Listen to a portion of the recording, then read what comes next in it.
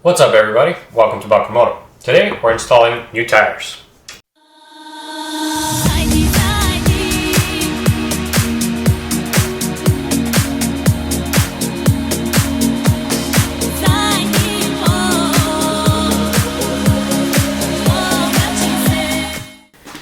Alright, so these are the new tires that I got for the Cafe Racer. These are Continental's ContiRoadAttack 2 tires. A few things to mention about them. Firstly, why did I buy ContiRoadAttack 2s, given that Continental just came out with ContiRoadAttack 4 tires? Well, for one, the rims that I have on the bike are 30 years old, and finding tires that fit them is quite difficult. Most tire manufacturers don't make very many 17 or 18 inch narrow wheels. So most modern sports bikes have 120, 130 tires in the front in a 16 inch configuration, and the backs are 140 and bigger. So I needed smaller tires. So the ContiRoadAttack were one of the ContiRoadAttack 2s were one of the few models that actually had the right size tires for my needs. And the other thing is I'm on a budget here. I don't have money to spend too much. So these tires actually fit that quite well. The other thing, the reviews for these are quite good for what they are. They have this pretty cool thread pattern on them that's supposed to be pretty decent with wet conditions, but also leaves enough surface to be a pretty good sticky tire for carving corners and such, which since we're riding a cafe racer, that should be good. They also are technically a sport touring tire, so they should have a good amount of wear resistance to just riding right upright, and lasting a good amount of kilometers, but that's all to be figured out.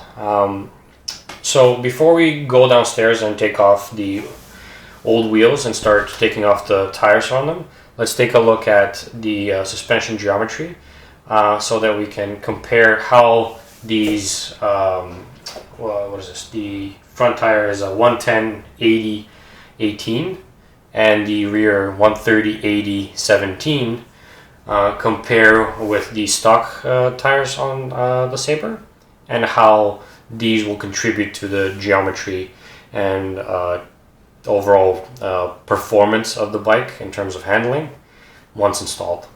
So let's check that out. Okay, so now that we have the tires, let's see how that will end up changing the geometry of the bike, and just so we know what to expect.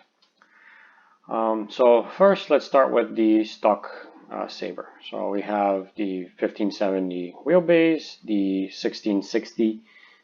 116 millimeter trail, 29.5 rake, and an 850 millimeter fork length. So few things that we've changed already that we know for a fact. So one, the forks are 20 millimeters shorter. So we can drop that to 871, which is the closest. And we've also moved the forks up through the tripod trees an additional 20 millimeters. So let's move that up to 60 millimeters. So already the bike is about 20 millimeters less in wheelbase, 6 or 8 millimeters in trail reduction, which is roughly a quarter of an inch, and the fork length has been dropped by almost 40 millimeters. So that's great. And the rake 28.2, so from 29.5 to 28.2, that's degree 1.3 degrees and change. So that's pretty good. Now, as far as the tires go, what I have is a 110/80/18 for the front, which is the same width, but the aspect ratio is smaller. So when we do install that, like so, we see the trail actually drops down significantly. So does the rake. So we're under 100 millimeters of trail, which pretty sporty. But we know that the rear tire is also the same width as the old one, but a smaller aspect ratio as well. So when we reduce that as well, we end up with this as kind of the final bike stance. So again, about 19 millimeters in wheelbase reduction, about 1.2 degrees in rake change, and the trail has been dropped from 116 to 102, so that's 14 millimeters, or almost half an inch in trail reduction. So that should make the bike a lot more responsive and a little bit better to handle. Since it's going to be a little bit shorter than it was before, it will make the turning radius a little better. So definitely a lot more better than before. The other thing that isn't obvious from this diagram that will change, because the tires have smaller aspect ratios, technically there's less rubber. So the overall diameter of the wheel is smaller. So the clearance on the front tire to the mudguard is going to be bigger, as well as the clearance from the rear tire and the mudguard that I have at the back, but also under full suspension compression, the clearance between the tire and the seat loop at the top. So that's all great. So now let's actually go start taking off the wheels and then taking off the rims. Okay, bike is jacked up. So it looks like we might have to do one tire at a time. So if the front is up, the back touches the floor, which would make it taking out the tire a little bit more difficult. And if anything, putting it back in probably more difficult. So we're just gonna deal with the front tire, take it off, replace the tire, inflate it properly, balance it, inflate it, balance it, and then put it back on. And then we're going to deal with the back tire. So let's start disassembling the front so we can take the tire off. Alright, the front wheel is off. I'm just going to make sure to take off the discs, just so that when I'm leaning up on the tire, I'm not actually putting pressure on them. I really don't want to break them. I'll see what the torque specs on these guys are, but shouldn't be too difficult to take them off. Alright, discs are off, so it's now just the rim and the tire. Let's go grab the tire irons and the balancing tools so that we can get this guy off and put the new tire on. So here's the new tire versus the old tire, and then if we were to install it, you can kind of see how much of a difference there is. So there's almost like a whole bunch of millimeters in diameter and the radius.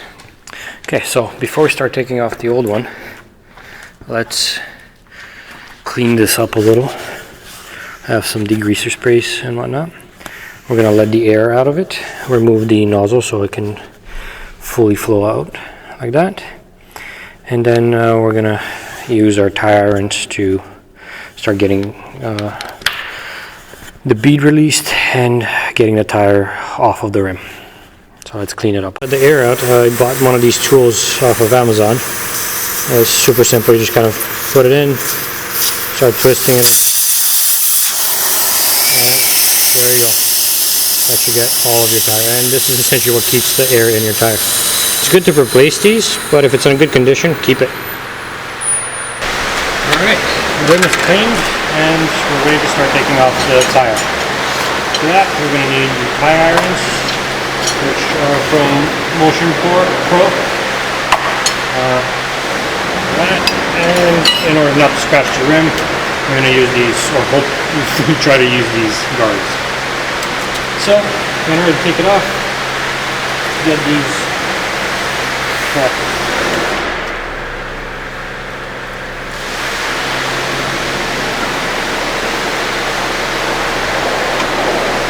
Okay.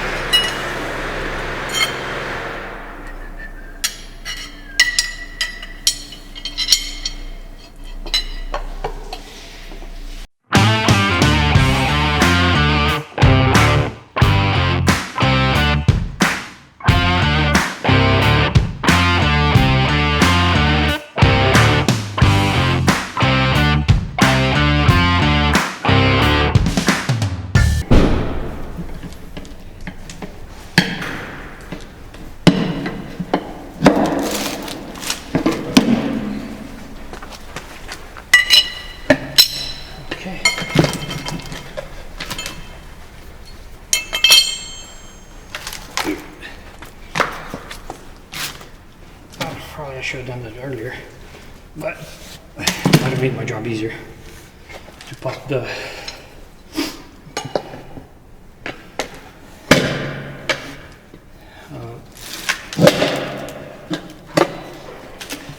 bead on the other side. The tire is seated on both sides, so.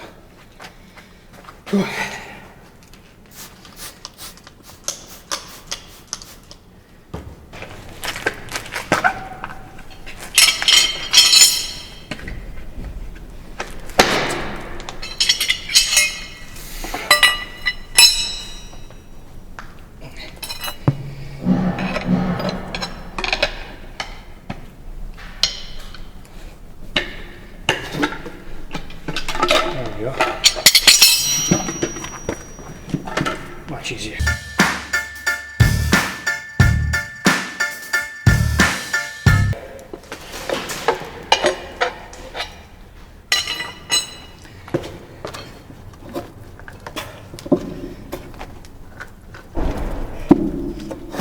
And there we go.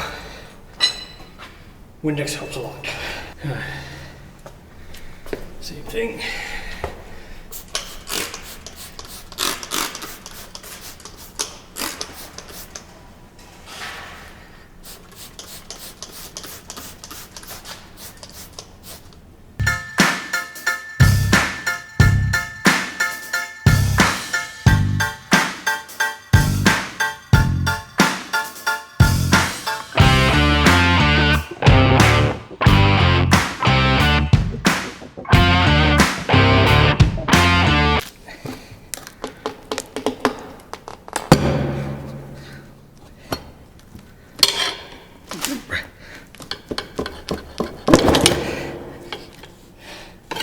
Okay, tire is on the rim. Put the nozzle back in.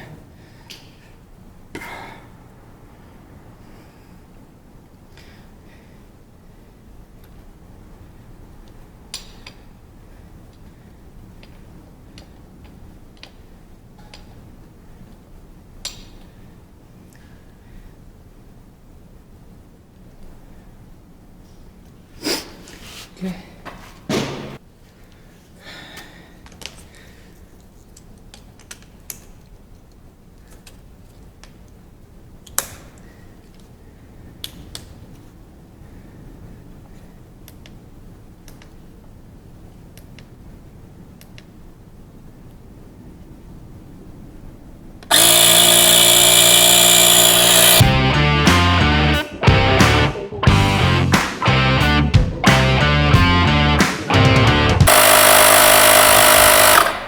All right, 33 psi.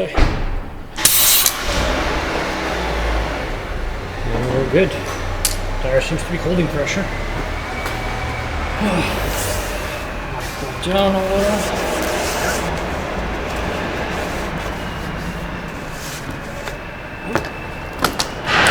That looks.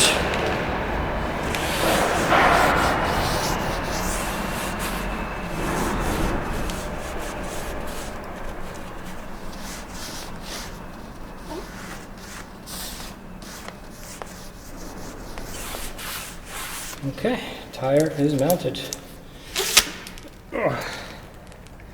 Now we just need to put the discs back on and install it back on the bike. Oh, actually, sorry. Before we do that, we should balance it. So let's do that. Alright, so I have the brake discs mounted and the wheel properly inflated. I've removed the old weight, and the wheel is on the Motion Pro Axis Touring balancing rack. So in order to balance it, we're going to give the wheel a gentle spin and wait for it to kind of settle at its most heaviest point. So that would mean that the heaviest point would be at the bottom of the wheel. So you saw it already started swinging the other way. So the heaviest point would probably be somewhere around here. What that would mean is that we would likely have to add weight at the top, right at the 12 o'clock mark from there.